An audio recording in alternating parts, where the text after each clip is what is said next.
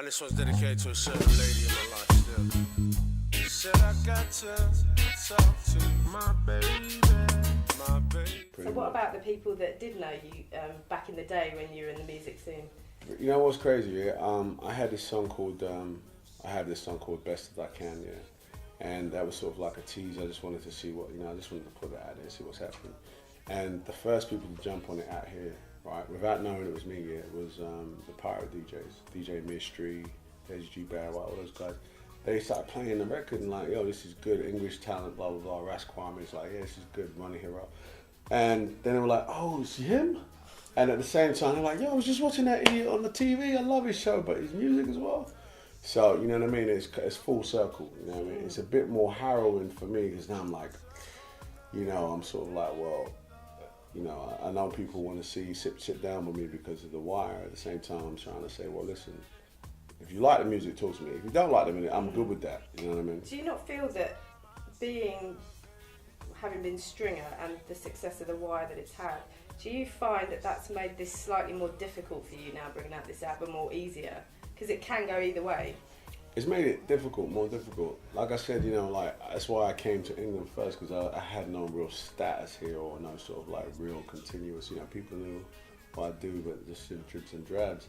So then when I'm coming to gear up to put like a music campaign out there, The Wire blows up. So it has made it a little more difficult. Mm. At the same time, again, what I think it's done is just, people are just a bit more honest. They're like, whether they like it, if they like it, they like it. If they don't, they don't.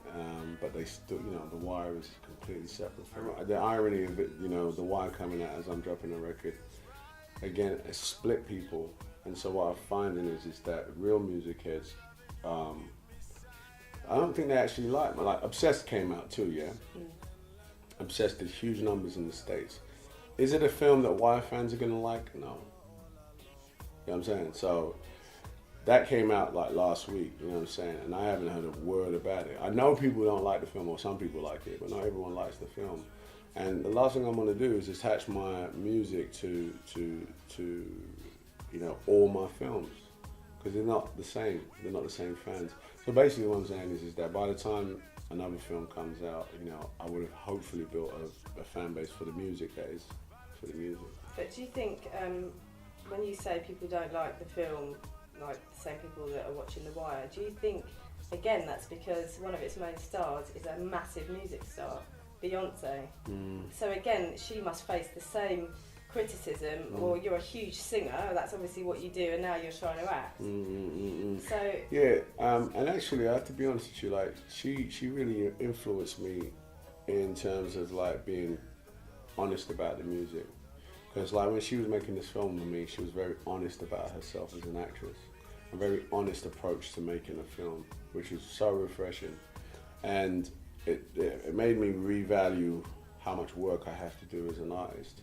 You know what I mean? As an actor and as a musician, and she doesn't really know I do music. But the fact is that we both spoke about that sort of symbiotic thing of, doing one thing and being known for one thing and doing something else.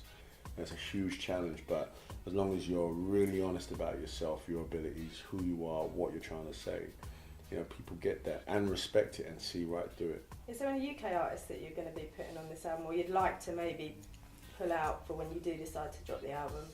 Yeah, there is a few. I mean, I have stayed away from collaborations just because I feel that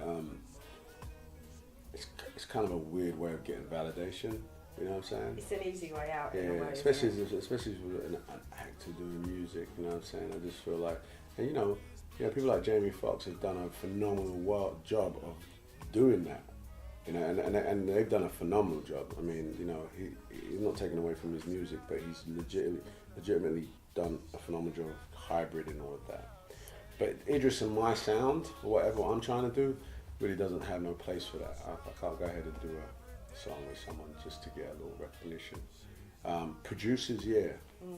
Because you produce yourself, don't you? A little bit, yeah. You've done a lot of some producing in the past. Yeah. So are you going to be predominantly doing most of the producing on this, and then maybe pick out some people you want to work with, or? That's how it's going now. I mean, again, it's a confidence thing. Like, I haven't been very confident about my producing for myself. When I did something for Angie Stone, I already knew Angie would sound hot on that. You know, the beat and song, not song, but the intro for Jay's record. You know, I already knew that Jay's gonna fuck with it. You know what I mean? So, but for my own stuff, I'm just starting to learn, to learn to trust my instincts, because I love drum and bass, but I would never, you know what I mean? Like, so I produce a drum and bass track, and it's all right, man. So how are you going to work this now then? Because you're a pretty busy man at the moment. You know, you're acting here, you're acting there. The Wire has just gone crazy in the UK, which must be weird as well, because, well, like we were saying earlier, The Wire was done for you years ago. So it must be a strange feeling. Suddenly now you're coming back here to focus on music, and it's all wire. To be honest with you, right, I because I've always sort of like avoided the press and avoided sort of like, you know what I mean? How do you say? You know, when people I don't read the stuff that comes out. I try to stay away from it. And honestly, it works for me just to stay focused on whatever the game plan is. Yeah. Like today, you know, when Sad was like, "Well, here's the people that came in," I was like, "Fuck no, like, what?" You know what I mean? Because I'd stay away from the press, and then I'm looking at who's coming in. I'm like, wow, that's crazy. Really, yeah. So how am I working it? I'm just staying focused and just keep working. You know what I mean? Don't read my own press, man. Just doing what it is that comes natural. You know, I'm always gonna make films too. I'm always gonna make music, but like I don't really, unless I'm forced to, over promote my films. I'm not trying to over promote the music. It's like I want people to love it because they want it. So just to end on this, can we expect some kind of a tour from you maybe? Yeah.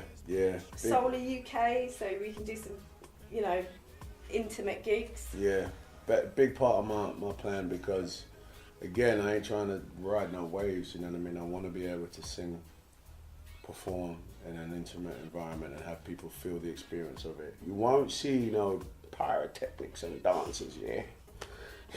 You won't see me in no flashy videos with Mercedes, but you will see performance, you know what I mean? That's definitely important. But tell us about the Buster video.